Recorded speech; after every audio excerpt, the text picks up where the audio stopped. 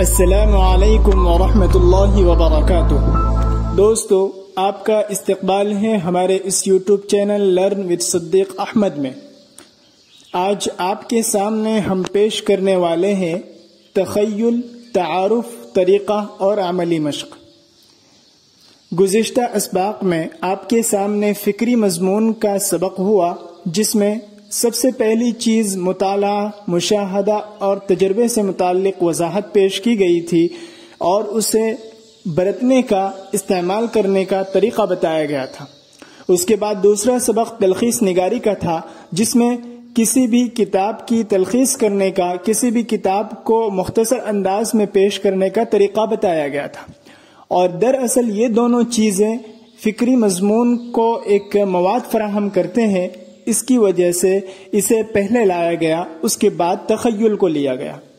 جب آپ نے مواد اکٹھا کر لیا اور تلخیص بھی کر لی، مختلف کتب کا مطالعہ کر لیا، ساری باتیں آپ کے سامنے آ چکی ہیں، اب آپ اپنے قوت تخیل سے، یعنی قوت فکر اور سوچ سے اپنا کوئی نقطۂ نظر، اپنی کوئی سوچ متعین کیجئے، اپنی کوئی رائے پہلے نکالیے، اس کے بعد پیش کیجئے اور ان تمام چیزوں پر آپ تبصرہ کیجئے۔ اسے تخیل کا نام دیا جاتا ہے۔ اب تخیل ہم کیسے کریں، اس کے لیے کون سا وقت مناسب ہے، اس کا طریقہ کیا ہے، اس کی عملی مشق کس طریقے سے کی جائے گی، آئیے اسی کی طرف ہم چلتے ہیں۔ تعارف۔ تخیل کی سادہ سی تعریف یہ ہے کہ شاعر اپنی رائے یا تصور کو شکل یا مصوری کے سانچے میں ڈھال دیتا ہے اور ایک ایسی منظر کشی کرتا ہے، ایسا نقشہ کھینچتا ہے جو چشم بینا یعنی دیکھنے والی آنکھ، دیدہ دل اور چشم باطن کے لیے گوہر آبدار اور دل دامن کش بن جاتی ہے۔ یہ تو ایک تعبیر استعمال کی گئی ہے جو بہت سی چیزوں کو جامع ہے۔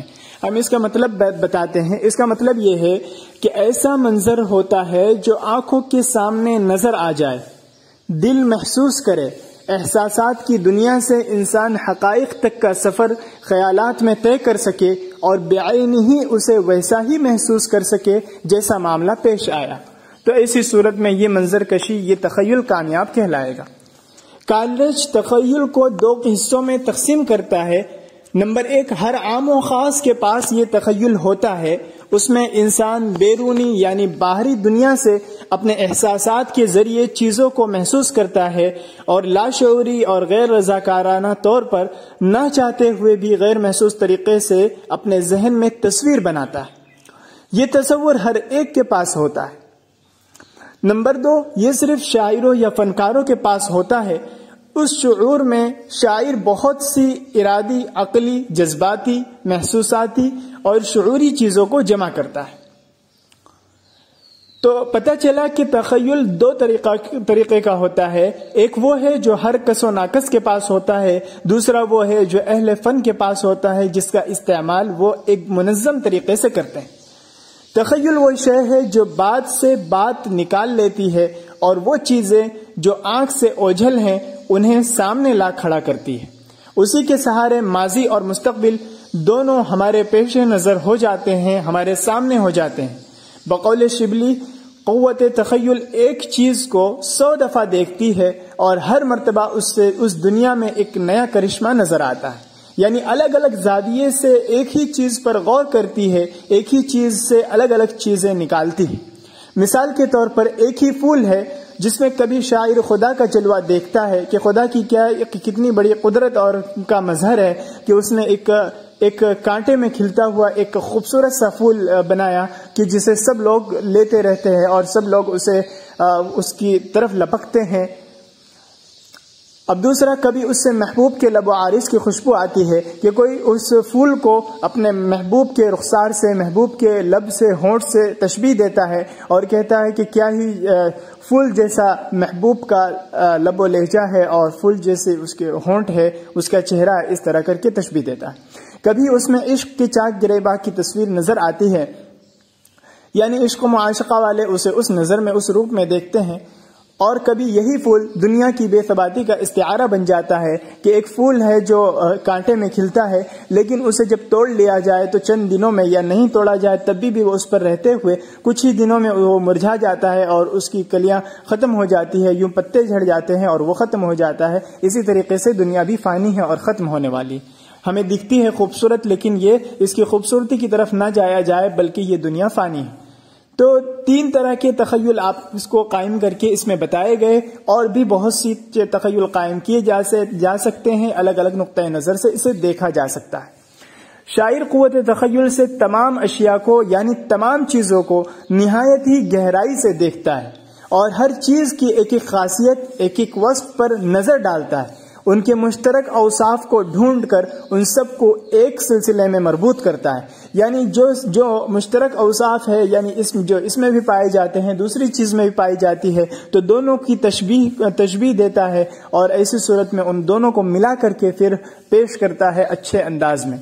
اور کبھی اس کے برخلاف جو چیز یکساں اور متحد خیال کی جاتی ہے، ان کو زیادہ نقطہ سجنی کی نگاہ سے دیکھتا ہے اور ان میں فرق کرتا ہے۔ بسا اوقات بہت سی چیزیں ایسی ہیں جو مشہور ہیں کہ یہ دونوں چیزیں ایک ہی ہیں، لیکن در حقیقت گہرائی کے ساتھ اس کا مطالعہ کیا جائے تو پتہ چلتا ہے کہ یہ در حقیقت یہ کل 2 چیزیں ہیں جو دونوں الگ الگ ہیں۔ تو اس کی جو باریکی ہوتی ہے، اس باریکی میں اتر کر انسان سوچ کی مدد سے، غور و فکر کی مدد سے اسے سامنے لاتا ہے۔ سب سے مقدم اور ضروری چیز جو کسی شاعر، مصنف یا کسی تخلیقی کام کرنے والے کو کسی دوسرے شخص سے الگ کر دیتی ہے، وہ قوت متخیلہ یا تخیل ہے۔ یعنی ہر مضمون میں جو رائے، جو نقطۂ نظر ہوتا ہے ایک مضمون نگار کا، یا جو ان کا تخیل ہوتا ہے مضمون نگار کا، وہ سب سے اصل ہوتا ہے، کیونکہ اسی کا مرکزی کردار ہوتا ہے، اور اسی کی وجہ سے مضمون کی جو ریپیٹیشن ہے اور مضمون کی جو اہمیت ہے وہ بڑھ جاتی ہے یا کم ہو جاتی ہے یا گھٹ جاتی ہے۔ جتنا مضبوط تخیل ہوگا، جتنے اچھے تخیل ہوں گے، اتنا مضمون زیادہ اچھا اور مؤثر ثابت ہوگا، اور اتنا زیادہ لوگوں کو متاثر کرے گا، لوگوں کو اپنی طرف کھینچے گا اور لبھائے گا، پڑھنے کی طرف متوجہ کرے گا۔ اس وجہ سے تخیل کی قوت بہت ہی زیادہ ضروری ہے۔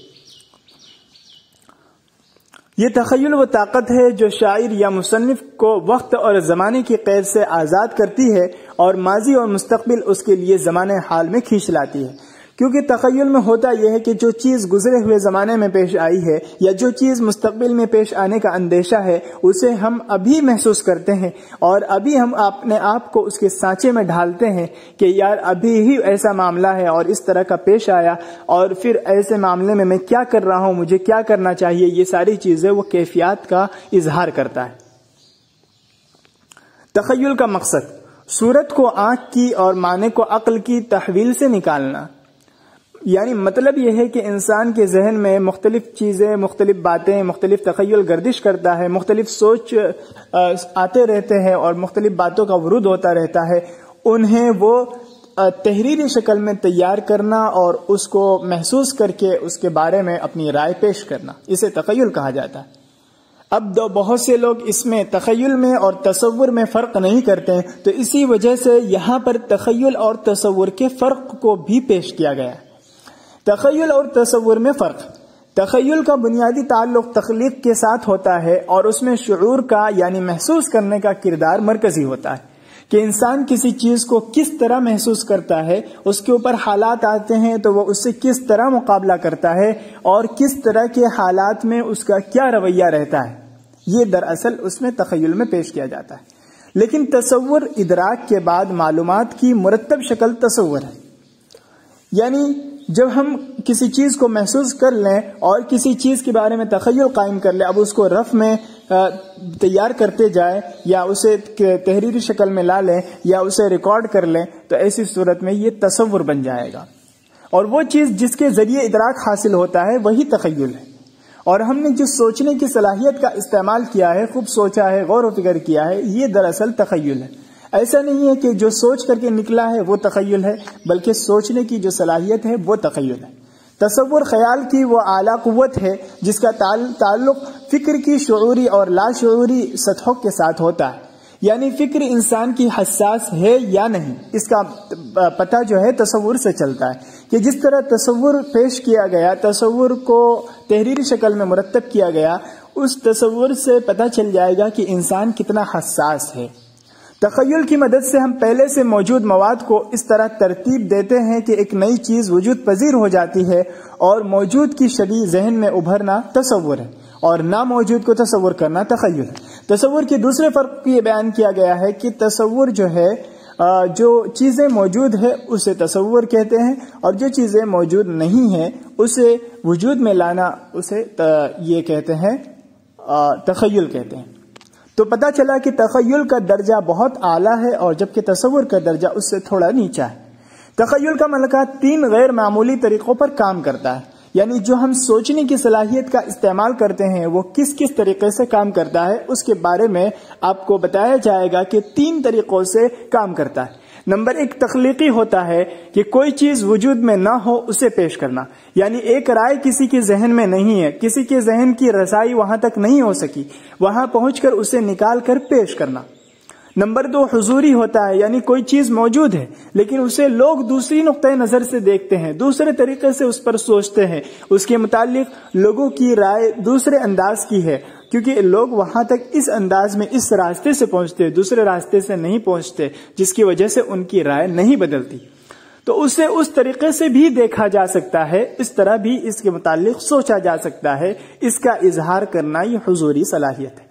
نمبر 3 تیسرا ملکہ ہے اعتباری، یعنی اسے آپ فرض بھی کہہ سکتے ہیں کہ کسی چیز کا وجود ہے ہی نہیں، لیکن تخیل میں، خیالات میں ہم اس کے وجود کو مان کر اس جگہ اپنے آپ کو رکھیں، اور جو احساسات ہو، جیسے تجربات ہو، جو کچھ بھی سبق حاصل ہو، اسے ہی پیش کرنا۔ گویا اس طرح تصوراتی دنیا کا ایک سفر اختتام کو پہنچے گا۔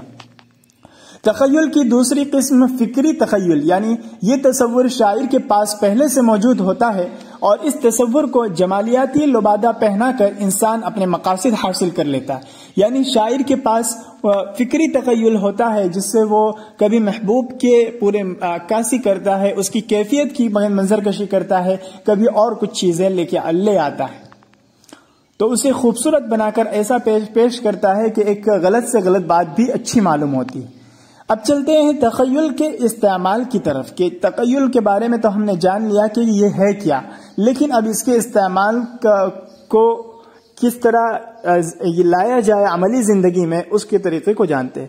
تخیل یعنی سوچ و فکر اور خیالات کو مختلف طریقے سے استعمال کر کے اس کی مدد سے ہم کسی بھی چیز کی ترجمانی اور اپنے دل و دماغ کی باتوں کو تحریری شکل میں لانے کے لیے کرتے ہیں۔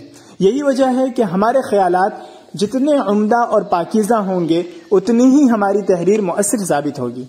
انسان اپنے دماغ کے اندر جب کسی بات کو لے کر گھماتا ہے، سوچتا ہے، مختلف زاویے سے اس پر غور کرتا ہے، الگ الگ باتیں سامنے آتی ہے، اور اب مضمون نگاری کی صلاحیت انہی تمام باتوں کو ترتیب وار بیان کرنے میں مفید اور کارآمد ثابت ہوتی ہے، کیونکہ کسی بھی چیز کی تخلیق اور بناوٹ کے لیے سب سے پہلے دل و دماغ کی ضرورت پڑتی ہے۔ اس کے بغیر کوئی بھی کچھ نہ لکھ سکتا ہے اور نہ ہی بول سکتا ہے۔ اگر لکھے گا تو ایسی صورت میں وہ دوسرے کے تخیل ہوں گے اور دوسرے کی تحریریں ہوں گی، دوسروں کی باتیں ہوگی، اپنا کوئی نقطۂ نظر، اپنی کوئی رائے نہیں ہوگی۔ بولنے اور لکھنے کے لیے ہمیں سوچنے اور غور و فکر کرنے کی ضرورت پڑتی ہے۔ اب خیالات جتنے پاکیزہ، عمدہ، صاف اور خوبصورت ہوں گے، مضمون اتنا ہی مؤثر اور نافع ثابت ہوگا۔ اسی لیے سوچنے کے لیے خالی ذہن ہونا ضروری ہے، ورنہ خیالات اور سوچ خوبصورت اور عمدہ نہیں ہو پائیں گے۔ تخیل کا وقت کون سا ہونا چاہیے؟ تخیل کا وقت کون سا ہونا چاہیے، ساتھ ہی ساتھ طریقہ کیا ہے؟ اکثر و بیشتر انسان کا ذہن فجر کی نماز سے قبل یا فجر کی نماز کے فوراً بعد خالی ہوتا ہے، اور عصر کے بعد تفریح کر کے ذہن صاف اور خالی ہو جاتا ہے تو مغرب کے بعد بہت اچھے سے خالی ذہن ہو کر سوچ سکتا ہے۔ تو یہ 2 وقت بیان کیے گئے۔ تیسرا وقت یہ ہے کہ عشاء کے بعد جب دن بھر کی تمام مصروفیات سے فارغ ہو جائیں اور بستر پر لیٹ جائیں، اس وقت بھی ذہن خالی ہوتا ہے۔ ان تینوں اوقات میں سے کسی بھی وقت ہم سوچیں، غور و فکر کریں کہ ہمیں کس موضوع پر قلم اٹھانا ہے، کن باتوں کو پیش کرنا ہے، کس طرح سمجھانا ہے، اس وقت کس موضوع پر کیسی باتوں کو پیش کرنے کی ضرورت ہے۔ بار بار سوچنا ہے، دماغ پر زور ڈالنا ہے۔ اگر دماغ میں کوئی بات آئے تو اسے فوراً کسی رف کاپی میں لکھ لینا ہے۔ اگر سمجھ میں نہ آئے تو ان سوالوں کا جواب نہ مل پائے تو کسی ماہر قلمکار سے یا ماہر فن سے یا بہت ہی زیادہ معلومات رکھنے والے عالم دین سے مشورہ لینا ہے اور ان سے پوچھ کر جو موضوع اور باتیں بتائی جائیں ان کو سامنے رکھ کر از خود سوچنا ہے. پھر مزید اس سلسلے میں جو بھی باتیں آتی جائیں انہیں رف میں لکھتے جانا ہے. اس طرح غور و فکر سے مضمون کا اصل ڈھانچہ تیار ہو جائے گا. اب بس اسے طریقہ، ترتیب، اصول و ضوابط کے دائرے میں لا کر تحریری انداز میں تسلسل کے ساتھ پیش کرتے جانا ہے اور عیوب و نقائص سے پاک صاف کر کے نظر ثانی کرنا ہے. پھر ایک مضمون تیار ہو جائے گا. جس موضوع پر لکھنا ہو اس جیسے مضامین کو غور و فکر کر کے غور سے بھی پڑھنا بھی ہے، خود سوالات قائم بھی کرنا ہے اور ان کے جوابات خود ہی تلاش بھی کرنا ہے. جو بھی سمجھ میں آئے رف میں لکھتے جائیں. اب جو باتیں سامنے آتے جائیں ان میں سے ہر ایک پر کچھ دیر غور و فکر کرتے جائیں. جس طرح کی باتیں ذہن میں آئے بلا کسی ترتیب کے لکھ کر جمع کر لیں.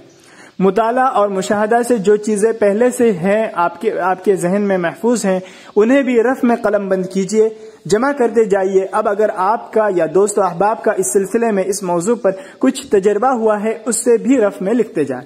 جب موضوع سے متعلق بہت سی باتیں جمع ہو جائے جس پر آپ لکھنا چاہتے ہیں تو اب آگے مضمون نگاری کا طریقہ آ رہا ہے. اس طریقے سے آپ کو لکھنا ہے اور ترتیب وار اسے مرتب کرنا ہے. آئیے چلتے ہیں تخیل کے عملی مشق کی طرف.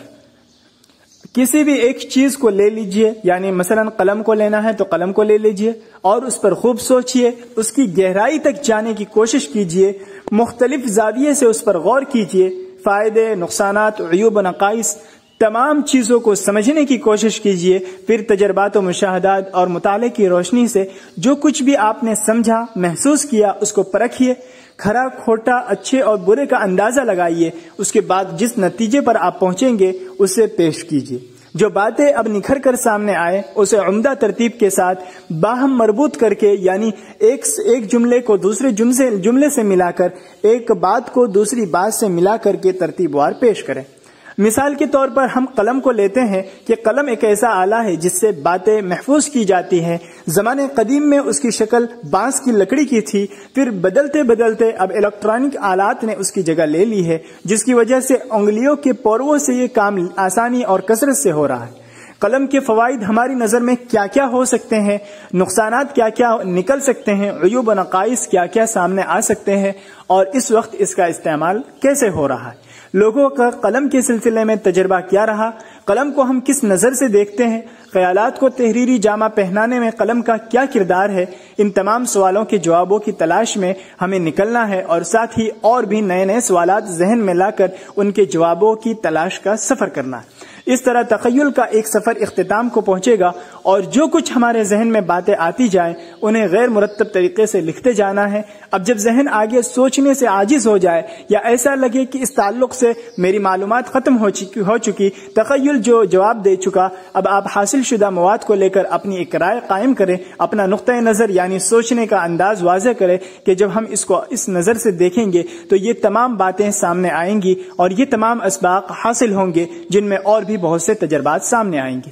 اب اپنے تخیل سے آپ نے کسی ایک نظریے کو ترجیح دے دی اور اپنے نقطۂ نظر کو پیش کر دیا، باتیں بھی غیر مرتب طریقے پر محفوظ کر لی، اخیر میں تجویز یا اپنی رائے پیش کر دی ہے. اب ترتیب پر نظر ڈال کر اسے فطری انداز میں پیش کریں، یعنی قلم کے وجود کے بعد سے جیسے جیسے تبدیلی آتی گئی، جیسے جیسے حالات پیش آتے رہے، جس قسم کی بھی تجربات ہوتے رہے، ان تمام کو یکے بعد دیگرے پیش کرنا ہے اور اخیر میں ان تمام پر اپنی رائے پیش کرنی ضروری ہے. ساتھ ہی کچھ پیغام دینا ہو تو سب سے اخیر میں وہ بھی دے سکتے ہیں. اور تخیل کے تعارف، طریقے اور ضروری عناصر کو جب آپ سمجھ چکے ہیں، آپ نے عملی مشق کے سفر کو اختتام تک پہنچا دیا اور کچھ نتیجہ بھی سامنے آ گیا، تو اب وہ نتیجہ یعنی جو تحریر تیار ہوئی ہے اسے کسی ماہر استاد کے سامنے اپنے پیش کریں. پھر وہ جو غلطیاں بتائیں، جن باتوں کی نشاندہی کریں، انہیں آپ محفوظ کر لیں اور دوبارہ اپنی تحریر پر تنقیدی نظر ڈال کر اسے صحیح کر لیں. انشاءاللہ اس طرح آپ کا تخیل صحیح ہوگا اور تخیل کے طریقے کو سیکھ لیں گے اور اس سے فائدہ اٹھا کر تحریری انداز میں آپ لانے کے قابل ہو جائیں گے اور یوں ایک قدم مضمون نگاری کی طرف بڑھنے لگے گا. امید ہے کہ آپ کو سبق سمجھ میں آیا ہوگا اور آپ عملی مشق کریں گے. اور اگر آپ ہمارے چینل پر نئے ہیں تو ہمارے ویڈیو کو لائک کریں، شیئر کریں اور ہمیں سبسکرائب کرنا نہ بھولیں تاکہ ہم مزید نئی ویڈیوز کے ساتھ آپ کے سامنے آتے رہیں۔ السلام علیکم ورحمۃ اللہ وبرکاتہ۔